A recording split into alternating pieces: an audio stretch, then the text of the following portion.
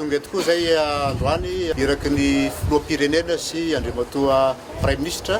hijery ny tombalezaka amin'ny fiasany atao hoe CCO Kere aty amin'ny faritry Androy sy Anosy. Ka androany zay tsika dia eto amin'ny CCO Kere eto Ambovombe moa ny toerana misy an'izany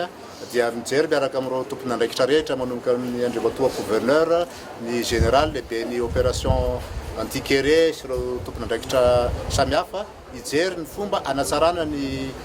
fomba anaovantsika ny fanisana ny olona na hoe recensement. Tsy vitany hoe recensement fotsiny ihany koa satria misy ihany koa ireo fokotany zay sahirana tokoa ny amin'ireo fianakaviantsika, amin'ireo rahalahintsika, amin'ireo labavintsika amin'ireny toerana reny izay mila fanampiana maika. Izany fanampiana zany dia tsy miandrasana amin'ny faran'ny taona, tsy andrasana rapitso, tsy andrasana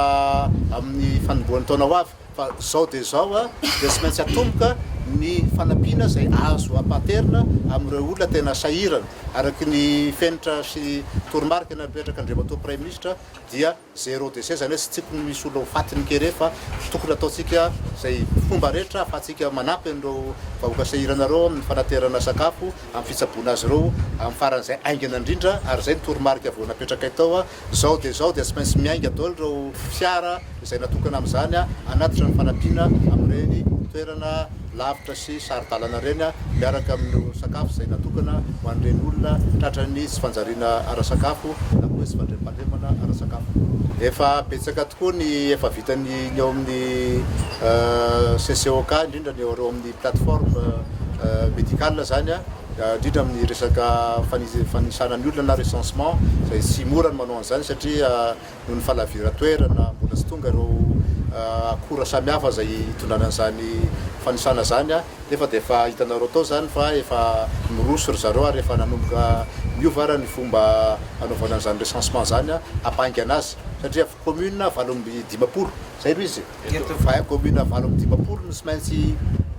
isaitsika ireo olona trafipasahiranana eo amin'ny fanjariana sy fanjariana ara-sakafo dia zany fanisana zany no mahafangan'izy ireo ary andraisana fomba fiasa vaovao. Tadio koa fa tsy mipetraka amin'ny recensement fotsiny ake fa ao koa ny fitsaboana ny olona ary misy dokotera miaramila 120 fanampiny vao tonga omaly eto Ambovombe miaraka amin'ireto fiara tsy mataho-dalana natolotry ny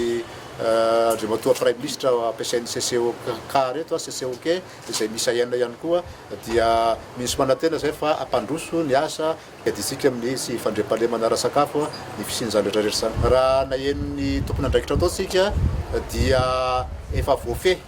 ny sy fandriam-pahalemana, efa voafehy ny gendarmerie sy fandriam-pahalemana, efa manome tanana ny ao amin'ny gendarmerie ny tafika malagasy eto tanànana Ambovombe dia efa manao ezaka ny ao police pirenena sy ao amin'ireo commune sasany zay ahafahan'izy ireo